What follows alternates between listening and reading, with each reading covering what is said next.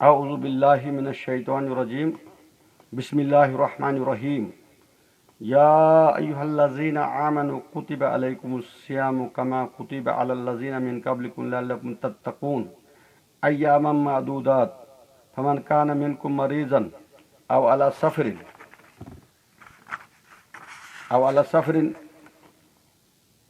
فعدۃ من ایام اخرى وعلى الذين يطيقونه فدية طعام مسكين فمن تطوع خيرا فهو خير له وأن تصوموا خير لكم إن كنتم تعلمون آمنت بالله صدق اللہ العظیم۔ سامعین کرام، میں نے آپ کے سامنے سورہ بقرہ کی آیت نمبر 182 تلاوت فرمائی ہے، 182-83 آیت تلاوت فرمائی ہے۔ میں اس کا ترجمہ آپ تک پہنچاؤں گا۔ آپ سبھی جانتے ہیں کہ یہ رمضان کا مہینہ ہم انشاءاللہ پرسوں سے شروع ہے۔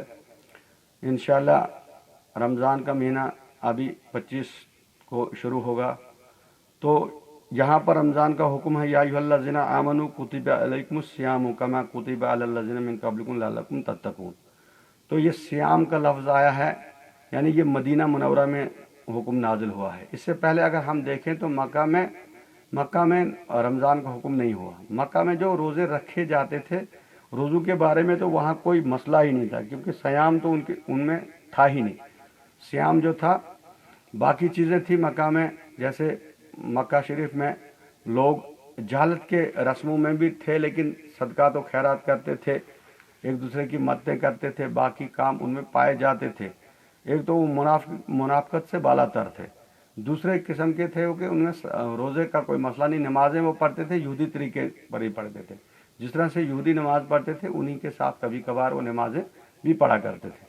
تو یہ چیزیں روزے کے بارے میں انہیں پتہ نہیں تھا۔ صیام کہتے مکہ میں، وہ صیام گھوڑے کو کہتے تھے، کیونکہ گھوڑا وہاں جتنا طاقتور ہوتا تھا تو اس پر اتنا ہی لوڈ ڈالا جاتا تھا۔ تو دوسری طرف ہم دیکھتے ہیں کہ ان کے پاس اونٹ ہوا کرتے تھے، اونٹوں کو وہ ہفتے میں پانی پلاتے تھے، اور ہفتے کے ایک بار کہیں پانی پلا لیا کھلا لیا، کوئی اس کی تو ٹینشن نہیں، لیکن گھوڑا جو تھا، گھوڑے کی وہ زیادہ قدر کرتے تھے۔ تو صیام وہ گھوڑے کو کہتے تھے، یعنی اس میں صیام کے معنی ہوتے ہیں کچھ سخت چیز کے، سختی کرنے کے۔ تو صیام جو ہے اپنے آپ پر تھوڑا سا تکلیف ہمیں دینی ہے، اپنے آپ کو تیار کرنا۔ تو اس صیام کو گھوڑے کو تیار کرتے تھے کہ گھوڑا جو ہے شارٹ کٹ راستوں پہ چلتا ہے تو اس کو اس میں ڈالا جاتا ہے۔ لیکن یہاں پر اللہ تعالیٰ نے فرماتے ہیں، یا ایھا الذین آمنوا کتب علیکم الصیام کما کتب علی الذین من قبلکم لعلکم تتقون۔ اے ایمان والو، تم پر روزے فرض کیے گئے ہیں، اس لیے فرض صرف تم پر نہیں، تم سے پہلے بھی امتوں پر فرض گئے ہیں، لعلکم تتقون، تاکہ تمہیں تقوی مل جائے۔ روزے کا معنی تقوی ہے۔ روزہ ہوتا ہے تقوی کے معنی یہ کہ ہم ہر اس چیز سے رک جائے۔ مطلب عام زندگی میں اگر کچھ چیزیں ہم سے ہو بھی جاتے ہیں، جیسے آنکھ کا روزہ بھی رکھنا ہے، زبان کا روزہ بھی رکھنا ہے، دل کا روزہ بھی رکھنا ہے، ہاتھوں کا روزہ بھی رکھنا ہے، مطلب ہر اس چیز سے رکنا ہے۔ یہ ایک ٹریننگ ہے، جیسے فوج کو ٹریننگ دی جاتی ہے۔ یعنی فوج کا کام کیا ہوتا ہے، اگر وہ کبھی کبھار جنگ ہوتا تو بارڈروں پر لڑنے جاتے، لیکن ان کو ایسے بھی ان کو صبح شام ٹریننگ دی جاتی ہے کہ وہ رواں دواں رہے۔ اسی لیے یہ روزہ جو ہمارے درمیان آتا ہے، روزہ ہمیں ٹرین کرتا ہے اس چیز سے لڑنے کے لیے۔ کیا کبھی پھاکہ کشی بھی آ سکتی ہے، کبھی ہمیں پیاس بھی لگ سکتی ہے، کسی وہاں اس جگہ پھنسیں گے، پانی کی شدت ہوگی، تو روزہ ہمیں تیار کرتا ہے ان چیزوں کے ساتھ لڑنے کے لیے۔ اور دوسری چیز یہ کہ ہمیں اللہ کی نعمتوں کا پتہ چلتا ہے کہ اللہ تبارک و تعالیٰ کی کتنی نعمتیں ہمارے سامنے ہیں۔ جب ہم اس کو صبح سے شام تک ان نعمتوں سے ہٹ جاتے ہیں تو ہمیں پتہ چلتا ہے، شام کو جب ہم دیکھتے ہیں ہمارے سامنے پانی ہوتا تو ہم اس کو سب سے بڑی نعمت مانتے ہیں، جب کھانا ہوتا تو اس کو بھی اس سے زیادہ نعمت کہتے ہیں۔ ہر اس چیز کو جو ہمیں اس وقت بھوک پیٹ مانگتا ہے ہمارا کہ وہ چیز لاؤ، وہ چیز لاؤ، وہ چیز لاؤ، ہم اسے نہیں کھلاتے ہیں۔ جب شام کو ہم اسے کھلاتے ہیں ایک دم ہی، تو وہ یہ چیز ہمیں باور ہوتی کہ یہ جو ہمارے لیے ضرورت زندگی ہے، اللہ تبارک تعالیٰ کوئی ذات ہے جو اسے ہمارے لیے تیار کر رہی ہے. ایک دن کی بھوک ہمیں یہ بتاتی ہے کہ تم کسی کے ہو، تمہارے لیے کوئی یہ چیزیں میسر کر رہا ہے. یعنی کہ تتقون کے معنی ہے کہ رک جانا، تمہیں تقوی آ جائے. تم باقی زندگیوں میں بھی پھر نماز سے دل لگاؤ، کبھی بھوک آئے تو اس سے مقابلہ کرو، کبھی پیاس لگے تو اس سے مقابلہ کرو. یعنی یہ تتقون کا معنی ہے. ایام معدودات، گنتی کے چند دن. یہ گنتی کے چند دن سے مراد وہ پچھلے جو پہلے آتے تھے روزے 3 آتے تھے، ہر ماہانہ 3 روزے رکھے جاتے تھے، وہی ایک رواج ہوا کرتا تھا. لیکن اب چونکہ رمضان آیا، رمضان نے 3 کی جگہ 30، وہ ہر مہینے میں 3 رکھنے تھے، اب اس کو بدل کر یہ پہلا قانون بدلا کہ 3 کی جگہ 30 کر دیا گیا. یہ ایام معدود ہے، وہ گنتی کے چند دن، وہ یعنی تمہارے میں جو گنتی کے چند دن، ان کو چند دن ہم کہیں گے. چند دن کسے مراد وہ پرانے روزے ہیں، ان کو بدل کر اب 30 کر دیا. فمن کان مریضا او علی سفر، بس تم میں سے جو مریض ہیں یا سفر پر ہے.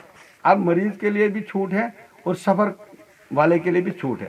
یہ چیزیں بتائی جا رہی ہیں کہ تم میں سے جو سفر پر ہیں اور جو بیمار ہیں، دونوں کے لیے چھوٹ ہے. وہ کیا چھوٹ ہے؟ او علی سفر فعدتم من ایام اخرى، یعنی وہ عدت پوری کرے، گنتی کے بعد کے دنوں میں اسے رکھے. سفر پر بھی روزہ جائز نہیں ہے اور بیماری کی حالت میں بھی روزہ جائز نہیں. اس کو آپ کو گنتی کے چند باقی دنوں میں پورا کرنا ہے. وعلی الذین یطیقونہ فدیۃ طعام مسکین، اور یہاں فرمایا گیا جو طاقت رکھتے ہیں کھانا، ایک نادار کو کھانا کھلانے کی. یعنی ایک نادار کو کھانا کھلانے کی. یہ بعد کی آیت نے اس کو منسوخ کر دیا ہے، جو دوسری سے بعد آیت آ رہی اس حکم کو منسوخ کرے. لیکن رسول اللہ صلی اللہ علیہ وسلم نے یہ حکم اپنے ذریعے سے احادیث سے ملتا ہے کہ ان ضعیف بوڑھوں پہ رکھا ہے، اور وہ ایسا بیمار جو ایسا جس کو ٹھیک ہونے کی توقع نہ ہو، مطلب وہ دن بدن بیماری کی طرف جا رہا ہے، کبھی ٹھیک نہیں ہو پائے گا، وہ رکھ ہی نہیں سکتا ہے ان روزوں کو، تو اسے چاہیے کہ وہ 60 مسکینوں کو کھانا کھلائے. وہ اس کے لیے یہ حکم باقی رہا. اور حاملہ عورت اور بچہ جننے والی عورت، کیونکہ وہ حاملہ ہوتی رہے گی، حاملہ ہونے کے بعد بچہ جنے گی، 30 مہینے دودھ پلائے گی، تب تو ہو سکتا پھر حاملہ رہ جائے، پھر اسے رکنا ہے، پھر بچہ جنے، پھر 30 مہینے رکنا ہے، اس کے بعد ہو سکتا پھر حاملہ ہو جائے، پھر بچہ جنے. لیکن حاملہ عورت بھی ہو سکتا ہے اس عرصہ میں موت آ جائے، تو پھر کیا کرے؟ اگر اس نے یہ مسکین کو کھانا کھلایا ہوگا، یعنی یہاں ایک مسکین کا لکھا، لیکن علماء کرام کہتے ہیں ایک روزے کا آپ 2 مسکینوں کو کھانا کھلاؤ. یعنی 30 روزے ہیں تو آپ 60 مسکینوں کو کھانا کھلاؤ. اگر کھانا نہیں کھلا سکتے ہو تو دیکھو کہ 60 مسکینوں کا کھانا، اچھا کھانا اگر ہم دیکھیں تو 100 روپیہ ایک مسکین کو کھانا اچھی طریقے سے کھلایا جاتا ہے، جو ہم اپنے گھروں میں اچھی طرح میٹ شیٹ. 100 نہیں تو 50 روپے کہیں گئے نہیں. تو 60 دنوں کا بنتا ہے 3000 روپیہ. وہ علماء کرام سے رابطہ کر کے ویسا آپ کر سکتے ہیں. فمن تطوع خیرا فہو خیر اللہ، جو خوشی سے کوئی نیکی کرے وہ اس سے بہتر ہے. وان تصوموا، اور اگر تم روزے رکھو، خیر لکم ان کنتم تعلمون، تو تمہارے لیے بہتر ہے اگر تم جانتے ہو. اگر تم روزے ہی رکھو، یعنی اگر کھانا بھی کھلائے پھر صحت مند ہو گئے یا سفر سے واپس آ گئے، تو آپ کو چاہے کہ روزے ہی رکھو. روزے بھی رکھو گے یہ تمہارے لیے بہتر ہے، اس میں کوئی پھر بہت سارا اجر ہے. اپنی مرضی ہے، روزے بھی رکھ سکتے ہو، تمام بھی دے سکتے. تمام اس لیے کہ اگر اس اثنا میں موت آ گئی تو ہم ٹھہرتے رہیں گے کہ وہ آئے دن کب میں صحیح ہو جاؤں تب میں روزہ رکھوں گا. اگر میں نے تمام دیا ہوگا، اگر موت بھی آ گئی تو اللہ تعالیٰ معاف فرمائے گا، کیونکہ یہ روزہ اللہ کے لیے ہے. اس کا اجر بھی اللہ نے دینا ہے، کیونکہ ہم رات کو کھاتے ہیں، دن کو کیا پتا، کس کو پتا کیا کھایا. شام کو افطاری کرتے ہیں، کس کو پتا دن کو ہم نے کیا کیا. یہ ایک ایسا تقویٰ ہے کہ صرف اللہ دیکھتا ہے.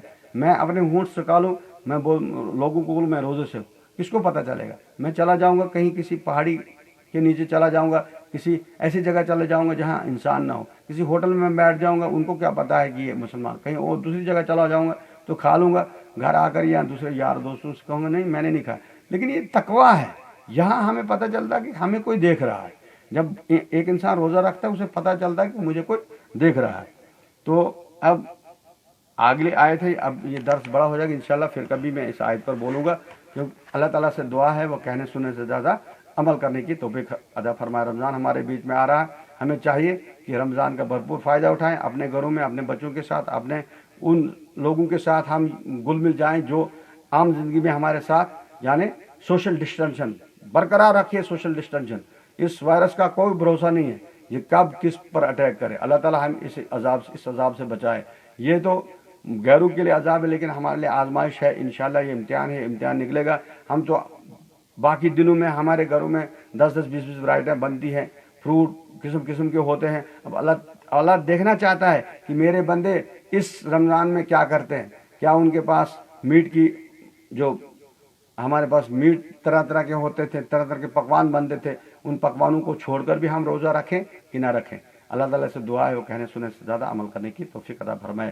ربنا تقبل منا انك انت السميع العليم وتب علينا انك انت التواب الرحيم واخر دعوانا ان الحمد لله رب العالمين۔ السلام علیکم ورحمۃ اللہ وبرکاتہ۔